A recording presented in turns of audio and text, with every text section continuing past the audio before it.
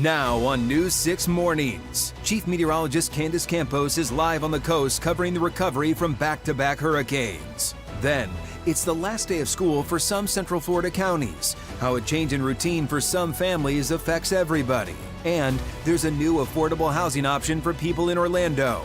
Find out where. This is News 6 Mornings. Hey, good morning on your Wednesday at 7 a.m. I'm Crystal Moyer. I'm Justin Warmoth, and as you can see, Chief Meteorologist Candace Campos live in Wilbur by the Sea this morning as our hurricane week continues. Good morning, Candace. Yeah, good morning, guys. Again, just 4 days away to the official start of hurricane season. And right now we are actually standing on a property that once had a house on it, and then that fell right into the ocean after back-to-back storms, not last year, but 3 years ago in 2022. But even last year, we had back-to-back storms as well. Coming up in just a little bit, I'll be talking more, kind of looking back at the season and lessons we have learned coming up in just a little bit, but certainly getting ready for what could be another active season ahead. Speaking of active, it was an active night yesterday on the radar with a lot of those late-night storms. Meteorologist Michelle Morgan is standing by now to see what today has to offer. Michelle. Thanks so much, Candace. Yeah, that's right. It is a quiet start to our morning, but once again, we are looking at scattered showers and some thunderstorms popping up later on this afternoon.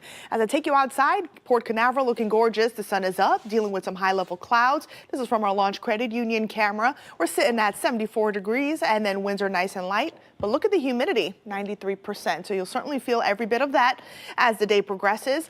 Current temperatures here across Central Florida, the Villages, good morning, 72, 73 in Oviedo, 72 in Daytona Beach, and 74, 75 in Cocoa Beach. Your hour-by-hour forecast looking good, but hot. We're at 83 around 10, feeling like 91. And then jumping to the afternoon hours, after 2, lower 90s, daytime high at 93, but feeling like the triple digits. So just make sure you're staying hydrated while you're out and about. Rain chances between 60 to 70% today, and many of us will be feeling like the triple digits. So we'll talk more about this forecast and the timing of the showers and storms coming up in a bit, but now it's time to check on those roads. Here's Trooper Steve.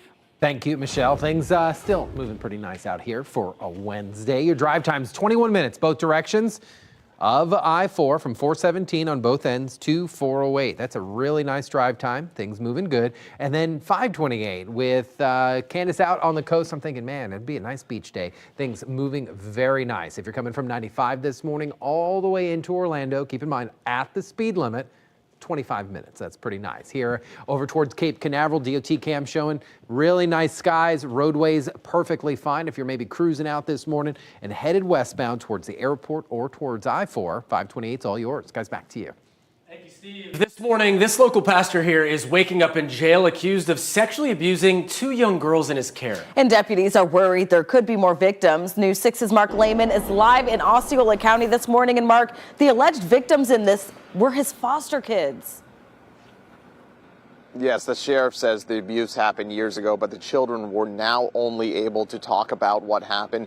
He also says there are heightened concerns with the suspect volunteering at a church that meets here at this building in Kissimmee.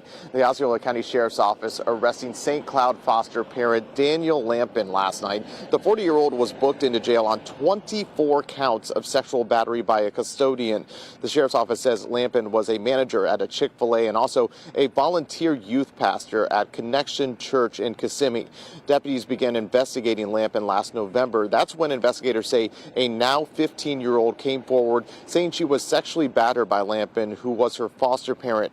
And while looking into that, deputies say they discovered another victim, a now adult woman who says she was also abused for years by Lampin, who was her foster father, starting at age 16. Sheriff Marcos Lopez describing the alleged crimes as sad and sickening. These monsters exist, you know. I don't know if he really is religious. Maybe he uses this as a cover-up to take advantage of people through his alleged mentorship or whatever you want to call it. With Lampin having contact with children as a volunteer pastor and Chick-fil-A manager, Lopez says there could also be more victims, and deputies are urging anyone else who may have been abused to come forward. Lampin, meanwhile, is being held without bond and is expected to appear before a judge this afternoon. Live in Osceola County, Mark Lehman, News 6. Thank you, Mark. In Seminole County, lightning is being blamed for starting a house fire near Sanford. Take a look at what crews were up against when they arrived on the scene last night on Northumbria Drive. That's off Markham Road. Flames just shooting through the attic there. This happened just before 7:30 after firefighters say a bolt of lightning struck the house. There were no injuries. Firefighters, though, say the damage was significant. We're going to have an update on that part of the story coming up in a live report later this hour. A man who posed as a contractor stealing thousands from local hurricane victims will be headed to prison for the next 8 years. Steve Parker was sentenced after an all-day hearing yesterday. He gained notoriety for helping some families in the aftermath of Hurricane Ian, but he was later charged in nearly a dozen separate cases where detectives say he did minimal work and even left some homes unlivable. One family was taken for as much as $74,000. And sir, what you did was take advantage of many vulnerable people. You came in, you were friendly, you seemed trustworthy, and you took advantage of their confidence that they placed in you. And that's not acceptable. But that's not how it works. You don't get to come down 2 years later, say, I'm really sorry, I made mistakes, I did a lot of bad things. Strong words from the judge there. Parker pleaded no contest to 12 felony counts. In addition to the prison time, he also faces 22 years of probation, and he cannot enter in any direct contracts for construction work. Right now, an online fundraiser has been set up to help the family of a mother of 3 killed in a crash this week on I-95 in Brevard County. 32-year-old Olivia Maggs was driving near Pineda Causeway Monday when troopers say a Ford F-350 blew a tire and crashed into her car. The impact caused Maggs to lose control and hit a guardrail. She died at the scene. Her 3 children, 2 boys and an 8-month-old girl, also in the car. The boys went to the hospital with minor injuries. The baby had a broken femur and a brain bleed. Overall, just a tragic story. Maggs worked as a nurse at Parrish Medical Center. If you'd like to help, we have posted a link to the family's GoFundMe site inside this story on clickorlando.com. Happening today, the city of Orlando will celebrate the completion of a project to turn an old hotel into affordable housing. Palm Gardens on Colonial Drive was once known as the Ambassador Hotel, but work has been underway for years to convert the property. The first phase of the project was finished last year, and now all 150 units have been renovated and they are available. A formal ribbon cutting is set for later on this morning. But if you're interested in one of those apartments, you can apply online at onestophousing.com. We checked. Monthly rent ranges from about $1,150 to $1,300. Take a look at this American flag here. It is at the center of a new lawsuit in Port Orange after the HOA claims the homeowner didn't go through the correct process before putting it up. According to court documents, the Countryside HOA notified the homeowner in December that the pole was constructed without proper approval. But after nothing was done, the HOA sued. We asked News 6 legal analyst Stephen Kramer to weigh in on the case. There may be an argument that the HOA can put forward that it's not about whether there's a flag that can be allowed to be flown. It's about going through the proper procedures to put up the flagpole and flag and fly them. So we reached out to the attorney for the association, but at this point, they have not commented. All this week, we are helping you and your family prepare for hurricane season, which officially begins on Sunday. Time is just flying, right? That includes the coast, which has taken a pounding in recent years. Let's get back out to Chief Meteorologist Candace Campos. She's live in Wilbur by the Sea. And Candace, it was nearly 3 years ago. Many homes there were damaged by Ian and Nicole. Yeah, either damaged or completely totaled as they fell right into the ocean. We're actually standing on property that once was a home, and now we're starting to see some of those things trying to be kind of rebuild, like some of those kind of seawalls there. Some of them, though, kind of more of those bags you see there, those trap bags. Those are little Band-Aids, though, trying to protect the homes that still stand here today. But this is all because of back-to-back storms, not last year, but the year before in 2022 with Hurricane Ian and Nicole. And again, it was a very active season then. It was an active season last year where we had another round of back-to-back storms. Take a look. Hurricane Debbie kickstarted our active season in early August as it came ashore over the Big Bend as a Cat 1. Now, while Debbie caused minimal damage, it was the first of several jabs for the Gulf Coast. Nearly 7 weeks later, the same area braced for another hit. but this one much stronger.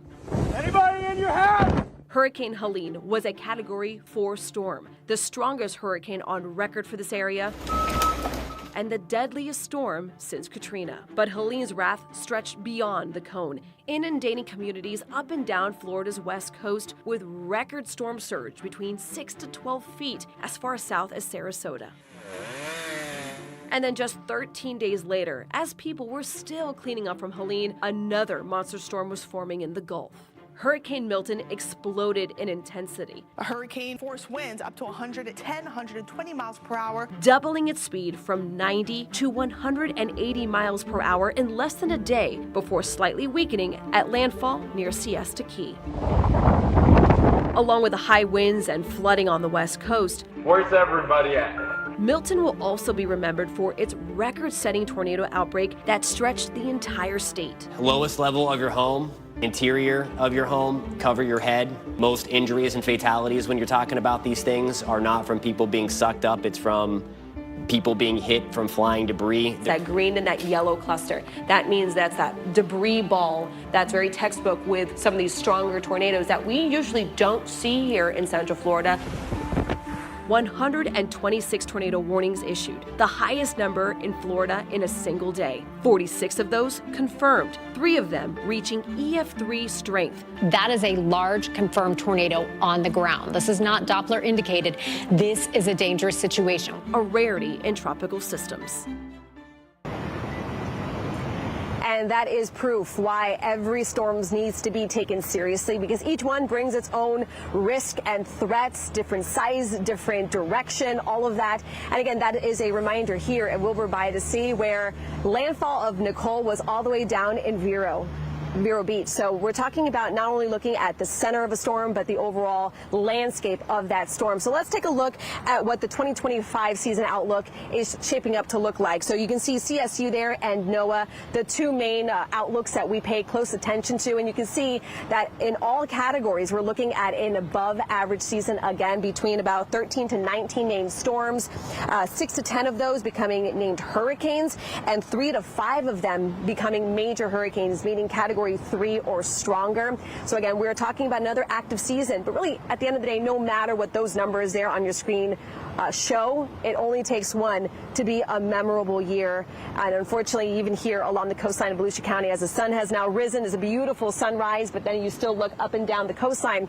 and you see there's still so much work to be done. Coming up in the next half hour, Molly Reed takes us more kind of an in-depth look at what residents and city officials and county officials are working kind of rebuild ahead of what again looks to be another active season. Back to you guys.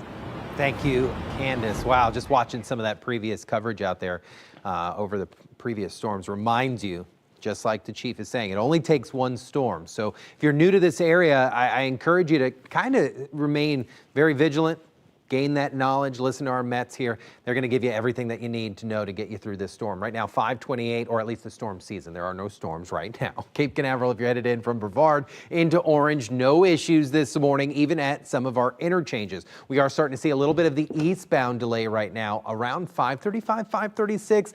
There is report of a little bit of ponding out there on the exit ramp. So just be cautious as you're cruising out there this morning. And then southbound John Young Parkway, I believe at Sierra Smith, OPD has opened up your travel lanes. Guys, back to you. Thank you, Steve. 7:13, it is the last day of school for many students in Central Florida. Still to come, what experts say you can do to make sure your child doesn't forget what they've learned this year. Plus, a major change when it comes to the COVID vaccine, who the federal government now says no longer needs to get the shot. You're watching News 6 Mornings. Beautiful shot here of downtown Orlando. We'll be right back.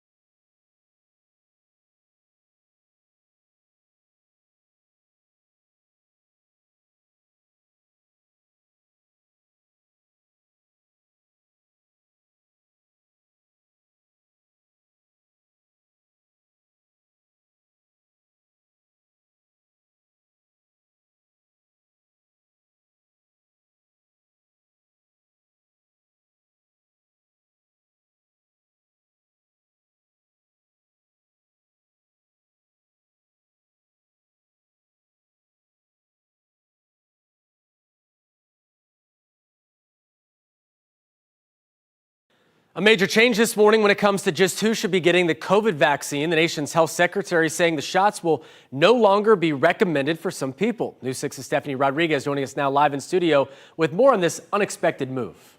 Justin, until now, the government recommended the vaccine for everyone 6 months and older. But now that's no longer the case for healthy children and pregnant women.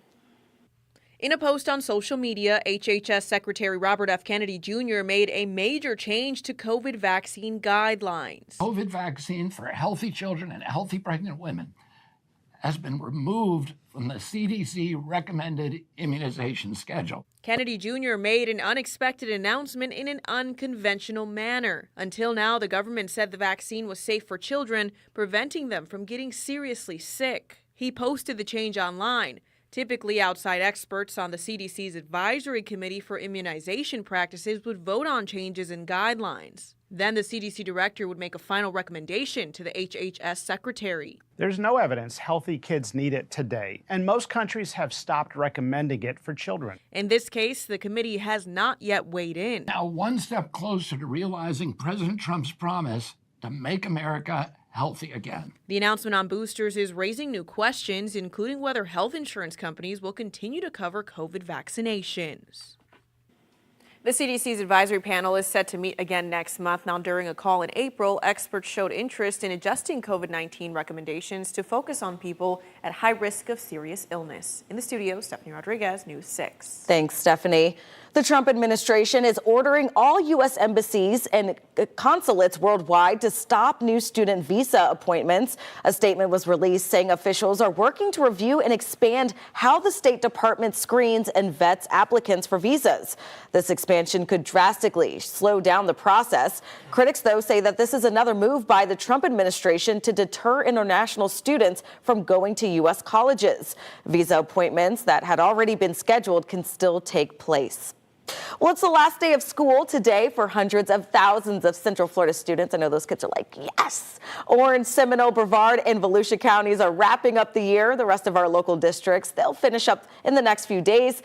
Experts are urging parents to make sure their kids don't experience the so-called summer slide. They say the best ways to do that are with reading and other educational games.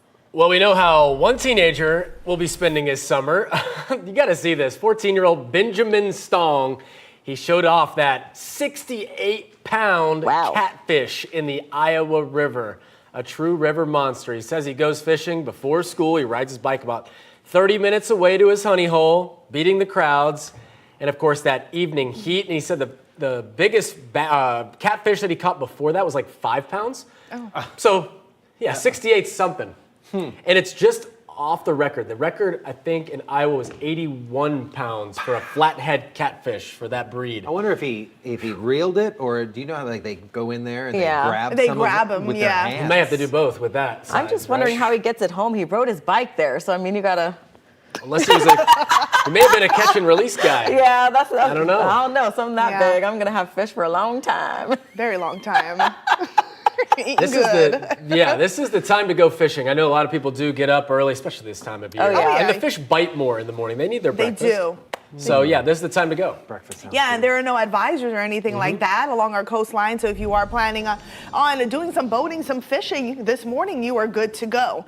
But later on this afternoon, the heat will be on. Temperatures climbing into the 90s, feeling like the triple digits. And then we're looking at more showers and thunderstorms popping up after 2, lasting through the 9 o'clock hour across Central Florida. So you won't need the umbrella this morning, but you'll certainly need it later on this afternoon, so make sure you grab it before you head on out. And we're looking pretty unsettled as we wrap up the work week, so don't put away that umbrella quite yet. As we take you outside here, Cape Canaveral looking gorgeous. The sun is up. We're dealing with some high-level clouds. This is from our Launch Credit Union camera. We're sitting at 74 degrees and getting gusts around 10 miles per hour, and the humidity at 93%. For the rest of Central Florida, Ocala, good morning. You're at 72. Orlando at 73. Cocoa Beach at 75. 75. Melbourne, Miko coming in at 74 degrees. So your hour-by-hour forecast, things are going to heat up quickly. We're at 83 around 10, feeling like 91. By noon, 87 degrees, feeling like 98. But afternoon, we are looking at our daytime highs in the lower 90s here, but feeling like 101, 102 degrees. So during this time frame, if you're planning on being outside, just make sure you're staying hydrated. Don't forget the sunscreen because the UV index today is extreme. You can burn very easily if you're not protecting your skin. Now your daytime highs and the feels like temperatures here beside them. DeLand, high of 93, feeling like 91. Palm Coast, a high of 93, feeling like 104.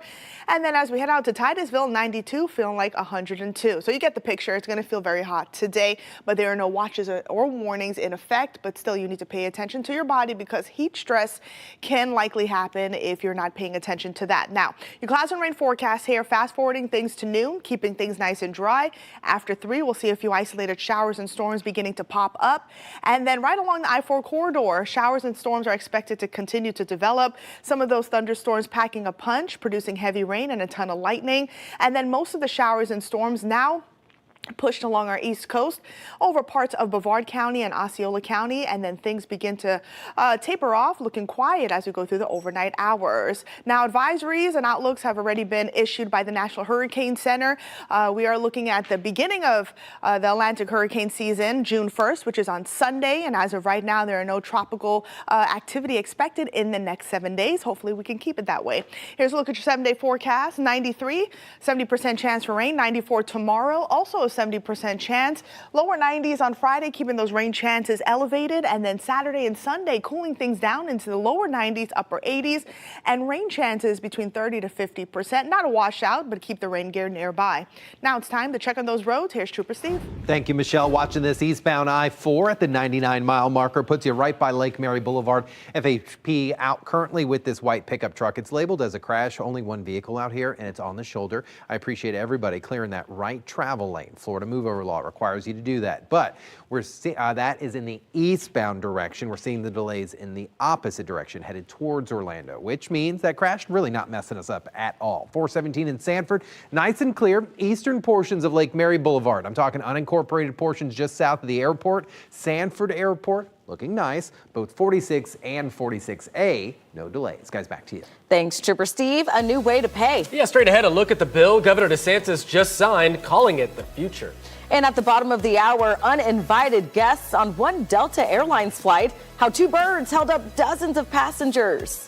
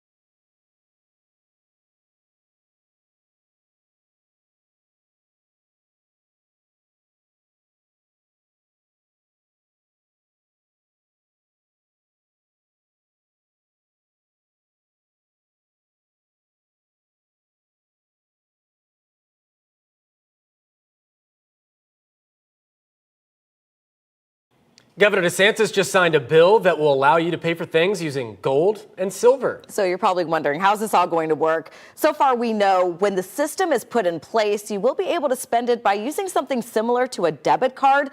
The new system is expected to be implemented by next summer. Gold is about $3,000 an ounce, and the value has mostly been going up over the years. Governor DeSantis says he believes this is the future. If you like to fly with United Airlines, you'll soon have to arrive to the airport even earlier. The airline has created a new policy requiring passengers to check in 45 minutes before a domestic flight takes off. Previously, if you didn't check a bag, you could be there 30 minutes before departure. This new policy takes effect June 3rd. Keeping students safe at school. At the bottom of the hour, an up-close look at new technology just installed in one district. Plus, a local youth pastor in jail accused of sex crimes against kids. The fear this morning, there could be more victims. And picking up the pieces along the coast after years of hurricane hits. We're going to check back in with Candace as we count down to the next hurricane season. You're watching News 6 Mornings. Stay with us.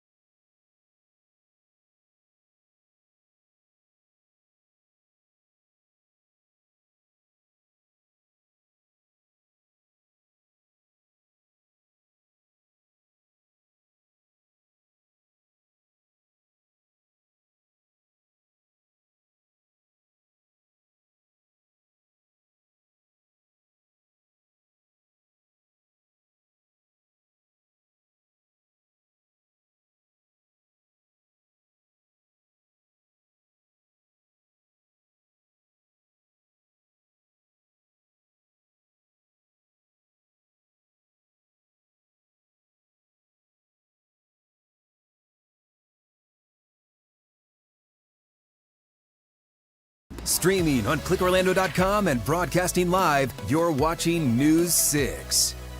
A good Wednesday morning, everyone. I'm News 6 meteorologist Michelle Morgan. Time now 7:29, and we're off to a quiet start. Temperatures starting off in the lower 70s across central Florida. It's going to be another scorcher. Temperatures in the lower 90s, feeling like the triple digits today. So make sure you're staying hydrated if you're planning on being outside. But check out your rain chances.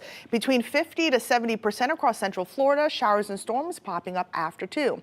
Now it's time to check on those roads. Here's Trooper Steve. Thank you, Michelle. We're watching this crash eastbound I-4 at Lake Mary Boulevard, not messing up any traffic. It's at the 99-mile marker headed towards Volusia County. We're seeing the delays in the westbound direction. Not too bad. Your drive times from Seminole County, 24 minutes, 23 minutes if you're coming from Osceola Parkway to downtown Orlando. Sanford, you guys still look good, 417 with no issues down there. And then further south this morning towards Colonial Drive and 408, all clear. The news continues next. Remember, get updates on our big stories anytime. ClickOrlando.com. This portion of the news is sponsored by AK Certified Roofing. Streaming on clickorlando.com and broadcasting live, you're watching News 6. The time is now 7:30 on your hump day. Let's get a check of our top stories. Osceola County deputies looking for more possible victims after a foster dad is accused of sexually abusing 2 young girls in his care. That's because the suspect, Daniel Lampin, also worked as a volunteer youth pastor. And take a look at this. A lightning strike is being blamed for igniting a house fire in Seminole County. As you can see, flames were through the roof of the home on Northumbria Drive when crews first arrived last night. Thank goodness, though, no one was hurt. And friends are now raising money for a Brevard County mother killed in a crash on I-95 this week. 32-year-old Olivia Maggs died Monday after her van was hit by a truck that had a tire blowout. Her 3 children were injured but survived. Turning now to the weather, all quiet, but we've got another good chance for some storms later on today. I don't mind the rain, but I do not like those active thunderstorms, but that is the case. We live in Florida. We know that. Let's check in now with meteorologist Michelle Morgan. She's breaking it all down for us. Thanks so much, Crystal and Justin. Yeah, we're off to a nice start to our morning across Central Florida. Check out this sunrise out in Cape Canaveral. Very quiet, not tracking any rain yet, but we are starting off with a mix of sunshine and clouds. This is from our Launch Credit Union camera. Temperatures are starting off at 74 degrees and a humidity sitting around 93%. So it is quite humid out there. Currently, we are starting off in the lower to middle 70s. Sanford, good morning. You're at 75. Orlando, Oviedo, Zellwood at 73. Ocala at 72. Claremont 74. Good morning. And 75 degrees in Cocoa Beach. Your hour-by-hour forecast looking hot. Things will warm up rather quickly. I popped up the temperatures and also the heat index values. By lunch, we're at 87, feeling like 98. After that, lower 90s, feeling like 101 to 102 degrees. So make sure you're drinking plenty of water if you're planning on being outside today. And don't forget the sunscreen, because we are looking at that UV index value at the extreme level, so you can burn very quickly. Your highs for today: 93 in Orlando, Sanford, DeLand, 91 in Daytona Beach, and 94 in the Villages. And rain chances will be elevated today between 50 to 70%. We'll talk more about this forecast coming up in a bit, but now it's time to check on those roads. Here's Trooper Steve. And then reapply that sunscreen, guys, because I tend to burn up pretty quick, so you got to constantly put that stuff on out there. What are you laughing at, Michelle? I get yelled at all the time because I don't wear sunscreen, so I have to make sure I'm saying it out loud. Right, protect the skin. Eastbound I-4 at the 99, you're gonna have a trooper on the side of the road there. Just move over like everyone else is doing. It's not affecting you. Westbound lanes, just slight delay there at Lake Mary Boulevard. 25 minutes in both directions. This is a beautiful drive time on your Wednesday if you're headed from the extreme exterior to that metro area of downtown. No slowdowns. Guys, back to you. All right, Steve, thank you. A foster parent and youth pastor is now facing dozens of disturbing charges. The Osceola County Sheriff's Office says Daniel Lampin here sexually abused 2 girls who were in his care. Now investigators fear there could be more victims because of his other roles in the community. News 6's Mark Lehman joins us live. And Mark, what are investigators saying about how long this may have been going on? Well, the sheriff says in both cases the abuse happened over the course of at least a couple of years. He also says the suspect had access to many more children in his role as a volunteer at a church that is here at this building in Kissimmee. The deputies arresting St. Cloud foster parent Daniel Lampin last night on allegations of sexual abuse. The sheriff says Lampin was a manager at a Chick-fil-A and also a volunteer youth pastor at Connection Church off of Generation Point. The investigation began last November when a now 15-year-old foster child of Lampin came forward saying she was sexually battered by him multiple times when she was 6 to 8 years old. While looking into that, deputies say they found another victim, a now adult woman who says she was abused for years by her foster parents starting at the age of 16. With Lampin having contact with children in his roles at the church and at the fast food restaurant, the sheriff says they're looking for more victims. I'm glad that these victims were brave and they came forward. And now he's going to jail, and hopefully more victims come forward, and we can add more charges to him so he can no longer hurt anyone. Sheriff Marcos Lopez went on to describe the alleged crimes as sad and sickening. Lampin was booked into jail on 24 counts of sexual battery by a custodian. This morning, he's being held without bond and is expected to appear before a judge this afternoon. Meanwhile, anyone with information about further abuse is urged to call the sheriff's office. Live in Osceola County, Mark Lehman, News 6. Thank you, Mark. After 2 shootings in less than a month, the DeLand Bar is being forced to make some changes or risk being shut down. The 2 shootings happened at McCabe's Bar.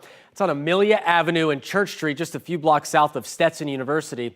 The first shooting happened in early May, and it left one man dead and a bartender injured. Weeks later, this past Saturday, surveillance video caught a second shooting, a man pulling a gun from a satchel and firing outside the bar. No one was hit, but it was enough for the bar's landlord to step in and for police to step up patrols. And we have ongoing patrols. We have a special enforcement team that's been out since the homicide, that's been working extra details and evenings along with our partners with the Volusia County Sheriff's Office. Police say the bar will now have to close earlier and hire security if it wants to stay open. They've also asked the state to review McCabe's liquor license. The man accused of breaking into elderly women's homes and attempting to assault them will stay behind bars without bond. 26-year-old Derico Hill was in court yesterday facing felony charges, including attempted sexual battery. Police link him to several attacks on elderly women, including a 76-year-old and a 90-year-old at a senior facility. He was arrested last week after a call about a suspicious man. The judge granted the state's request to deny bond. I do find that there is a substantial probability that the defendant has committed the offenses that he is accused of in these cases. Investigators say Hill admitted to his actions, claiming he wanted to make love to the women, but admitted to being forceful and violent. Just 4 months into the job, Seminole County's new supervisor of elections is raising red flags. Amy Pinnock says an internal audit uncovered a long list of issues, including missing files, finance errors, even a case where a felon's request to vote went unanswered. Pinnock, a former forensic accountant, shared her findings with county leaders and News 6. I think that's the importance of doing that audit, was just to lay it all out, let the staff know that this is what we did, this is what we found, and this is not acceptable in this office. She goes on to say that her office has already started fixing the issues and another external audit is underway. We also reached out to former supervisor Chris Anderson, who defended his record, saying the 2024 presidential cycle was conducted successfully. Now to another setback for SpaceX. The company again lost control of its massive Starship rocket mid-flight after a high-stakes launch from Texas. The uncrewed 9th test launch began with promise, marking the first time SpaceX reused one of its super heavy boosters, but soon after separation, the rocket lost control, plunging back down to Earth. It's still unclear where Starship landed or how much of it survived. They'll figure out what went wrong, they'll implement fixes to make sure it doesn't happen again, and then they'll try again. I mean, that's the way they test. Despite the setback, SpaceX calls the test another step forward in its push towards deep space missions. Speaking of, SpaceX set to launch 27 more Starlink satellites this morning from Kennedy Space Center. Liftoff scheduled for 9:30, a backup window through early afternoon. If it happens, we will bring it to you live on air on clickorlando.com and right here on News 6 Plus. Well, it is Hurricane Week on News 6 as we work to get your family prepared for the upcoming season, which, by the way, officially begins on Sunday. And we want to turn back to Chief Meteorologist Candace Campos. She's been out live in Wilbur by the sea all morning. And Candace, a whole lot of our coastal areas still trying to bounce back from those devastating storms. Yeah, and it wasn't back-to-back storms of last year, which certainly had a big impact across Central Florida. But a lot of the damage and all the rebuilding is from 3 years ago in 2022, where we had back-to-back storms again with Hurricane Ian and then eventually Hurricane Nicole. But you can kind of see now that the sun is coming up, it's a beautiful day, but it's also a stark reminder on how much damage a storm can do, even though it made landfall more than 100 miles south. You can see some of the rebuilding process, some more permanent with seawalls or some of those big rocks and boulders there, but there's also still a lot of signs of those temporary band-aids there when it comes to the recovery and the rebuilding process. But as News 6's Molly Reed shows us, some are worried that any new storms this upcoming hurricane season could push many of these band-aid fixes you see there to the limits.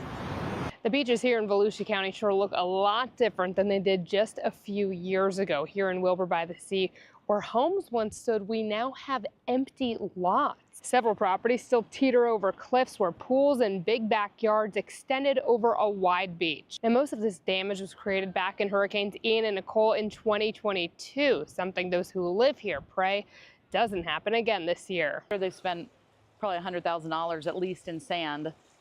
God knows what their seawall cost, and those aren't covered costs by insurance. Right. So You know, I mean, and I understand people think that, you know, oh, they live on the beach. Well, living on the beach doesn't mean you have an endless supply of money. I stood on this pool deck with property manager Krista Goodrich back in November 2022 during Hurricane Nicole, watching the homes next door collapse into the wild storm surge. Now we worry that over here where the trap bags are, if the water breaches over that, then it can come around the side and go under the pool. And once it goes under the pool, then we're in the exact same situation. Band-Aid fixes like these giant sandbags called trap bags now stand where seawalls once were. While many property owners sort through funding, insurance, and permitting still to rebuild, many homes and businesses left vulnerable if another storm hits. If you're Iowa and you make corn and suddenly you can't make corn, your industry is out of business, right? Right. So our industry is tourism and the beach. Volusia County is still working to rebuild beach parks and walkovers and re-nourish the beaches here too. In April, the county started a dredging project in Ponce Inlet to replace sand washed away in the storms. But for now, this is what we have. We just live through it. James Gavin owns Ocean Inlet Surf Shop in Ponce. The crews on the beach are a welcome sight for business and peace of mind. Here we rent bikes and surfboards and paddleboards and kayaks. So also for our surf camp, the waves are going to get a little better with more sand filled in. And I think the sand is going to help Wilbur a little bit where they had a lot of erosion from the last hurricane. In Volusia County, I'm Molly Reed, News 6. Right. And guys, at the end of the day, you know, we're going to be looking out over these open Atlantic waters over the next couple of months, which looks to be, and what the forecast call for, another active hurricane season. But even before we are officially 4 days away from the official start, let's take a look at the latest tropical outlooks. The good news is, although we are looking at some of those tropical waves out there, no new tropical development is expected within at least the next 2 to 7 days. Now, tropical waves, they're out there. They're going to be out there all season long. We don't really get about 60 to 70 of them per season. Some of them turn into something more tropical, but right now we have a whole lot of this Saharan dust, and that is coating a big portion of the tropical Atlantic, and that's really going to help kind of limit big time tropical storm activity. And then what's also happening with the Saharan dust is some of it's going to be hopping onto those trade winds and pushing as far west as right here into central Florida. Some of those latest models showing a little bit by the weekend, and it looks like a pretty dense plume approaching the area by Tuesday and Wednesday of next week. And that does mean that these sunrise and sunsets are going to be a little extra vibrant. So if you're a fan of taking those sunrise and sunset pictures, you're going to like the next couple of days. But again, hurricane season is just around the corner. That is this right here, what you see behind me, the home that once stood here, is a reminder that we need to take every storm seriously, no matter where the landfall is going to be. Of course, trust News 6 all season long. We, of course, will be bringing the very latest on anything you need to know during this upcoming hurricane season. Back to you guys.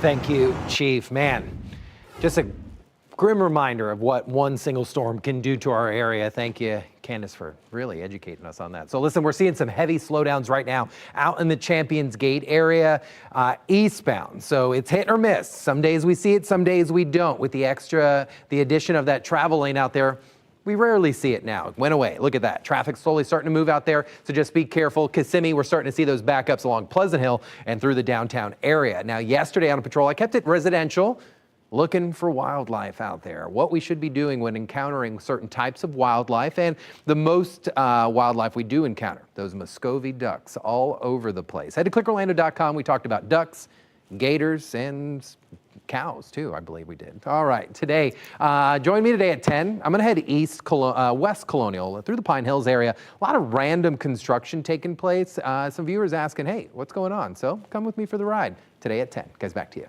Thank you, Steve. 7:44. Some big changes start today for Orlando International Airport's largest airline. Coming up, the long-time bag policy Southwest is taking off the table and how it could add extra cost to your next trip. First, though, the dangerous reality of Florida's summer afternoon thunderstorms. A home catches fire after a lightning strike. The warning firefighters want everyone to hear next.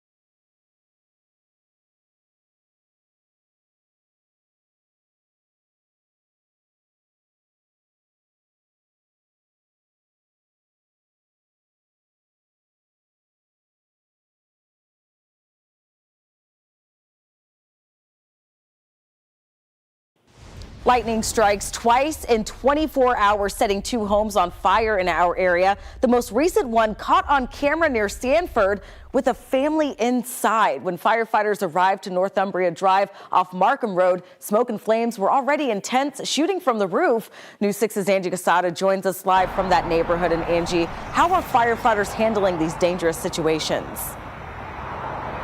Hey, good morning, Crystal. Yeah, so this is the second fire that was caused by a lightning strike within 24 hours that I've covered. We're actually just outside the Buckingham Estates where that house is. This is a gated community, and the residents asked that we weren't inside, and of course we're respecting that, but definitely some intense footage. Take a look.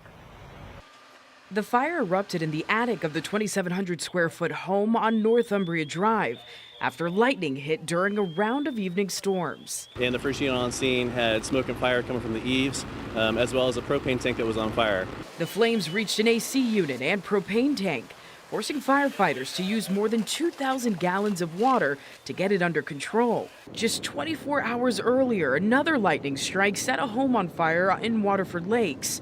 That roof also caught fire while a man was inside. This does happen, it is not an everyday occurrence, but in Florida it is common for us to have.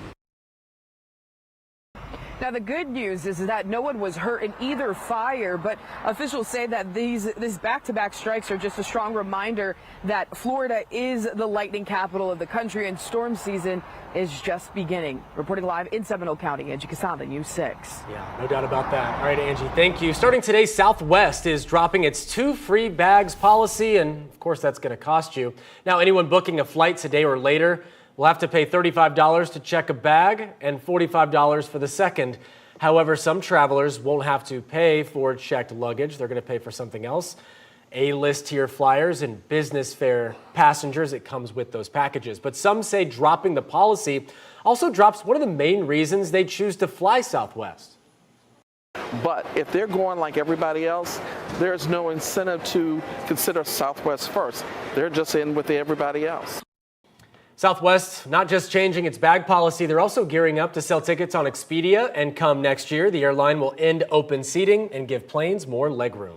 We'll talk about frequent flyers. 2 pigeons turned a Delta flight into a standoff before it even took off. This was the scene on a flight from Minneapolis to Madison on Saturday. One pigeon had already been escorted off by baggage handlers, but then surprise, a second one popped up.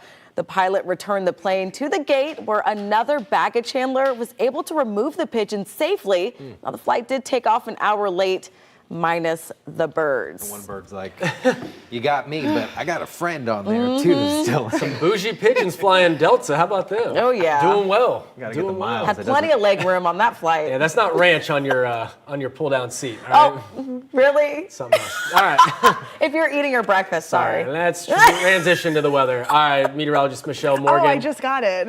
That's gross. It's gross. I know. I was hoping that we would get past just got it. Save me, Michelle. It's a sign of good luck. Yeah, so I heard. I don't need the luck. I need a tied pin. I'd rather have bad luck all day than like have a I literally bird. looked at Crystal and I was like, oh, that's what that meant. Alrighty, so it's going to be another hot day across Central Florida. No surprise. We have now entered our rainy season where we get less cold fronts, the humidity is high, and then a lot of our showers and thunderstorms are sea breeze driven. So even though temperatures will be in the lower 90s today, it's going to feel like the triple digits, so you know the deal. Just make sure you're staying hydrated while you're out and about. Now, scattered rain and thunderstorms are possible once again, and some of the thunderstorms will have the capability of producing a ton of lightning, heavy rain at times, and strong gusty winds. That time frame is between 2 and 9 today, and then we are staying unsettled all week, so we'll continue to get those daily showers and storms during the afternoon hours. Temperatures are starting off mild and also muggy. We're at 74 in Claremont. Good morning. Oviedo, Orlando, Zellwood at 73. Daytona Beach at 72 and 75 degrees in Cocoa Beach. So here's a look at your hour-by-hour forecast for today. I've placed a 20% chance for isolated showers through the morning. Nothing huge, but later on this afternoon, rain chances going up between 60 to 70% with those daytime highs in the lower 90s and then feeling like the triple digits. And here's what I'm talking about. You have your daytime highs and then your feels like temperatures right next to them. So it's going to feel like 103 in Sanford with a high of 93, Daytona Beach 91 feeling like 102, the Villages a high of 94 feeling like 100. So you get the picture. It's going to be very hot today. Thankfully, there are no warnings in effect or any watches, but nonetheless, you still need to pay attention to your body. Rain chances between 50 to 70% across central Florida. And let's go ahead and time it all out. So your clouds and rain forecast here, keeping things dry through noon. As we get the sea breezes going with the heat, humidity, we'll see a few showers and storms beginning to pop. And then right along that boundary, I would say along the I-4 corridor, around 5-6, scattered rain and storms possible. And that'll continue as we go through the next couple of hours. And then most of the shower and storm activity now pinned along our coastline over parts of Brevard and Osceola counties. And then during the overnight hours, looking nice and dry. And of course, we have to talk about this because hurricane season is almost here in a couple of days or so. June 1st is the official start to the Atlantic hurricane season. And thankfully, there's no tropical activity expected in the next several days. Here's a look at your 7-day. 93 today, 70% chance for rain. 94 tomorrow, 70% chance. And a little bit cooler in quotation marks. Upper 80s, lower 90s heading into the weekend. Now it's time to check on those roads. Here's Trooper Steve. I know this says construction, but I'm using a different program here to override this a little bit. So this is northbound 27 in Lake County here at Education Avenue, south of the Turnpike, kind of Mineola. All northbound lanes are currently shut down for a crash here. Again, northbound 27 at Education. So you're using Washington Street, you're eastbound, to reroute yourself this morning to Hancock. Also on the Florida Turnpike, you've seen that delay there within the Mineola 27 area. There is a vehicle fire that's causing some northbound issues. Guys, back to you. Thank you, Steve. It's new technology designed to spot trouble. News 6 getting a closer look at the AI security system, now watching Volusia County schools. Next.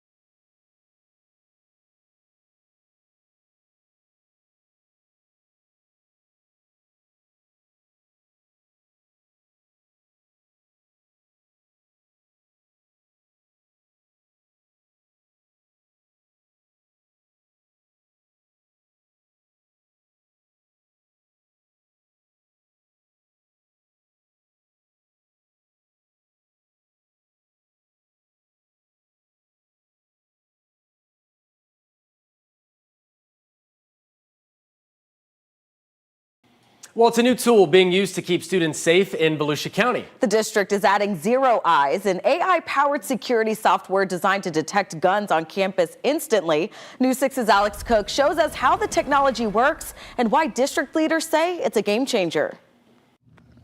Volusia County Public Schools is adding to their security measures by plugging the Zero Eyes AI security system into its existing cameras.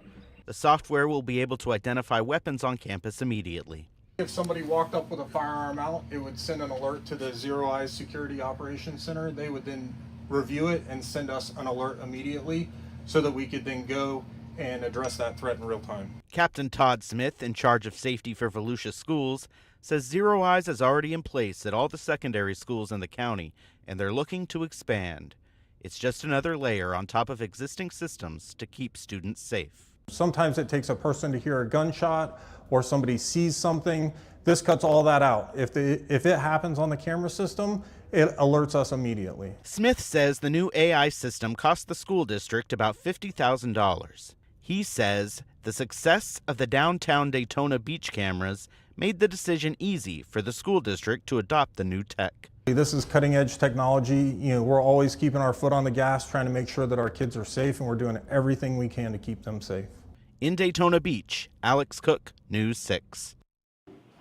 Alrighty, we're looking at another hot day across Central Florida. Highs in lower 90s, feeling like the triple digits. Scattered rain popping up after 2, lasting through 9. Keep the umbrella handy. It's going to be a copy and paste forecast heading into our Thursday and Friday, but things will be a little bit cooler in quotation marks on Saturday in the upper 80s with a 50% chance for rain and a few isolated showers possible on Sunday with a high of 91. Steve?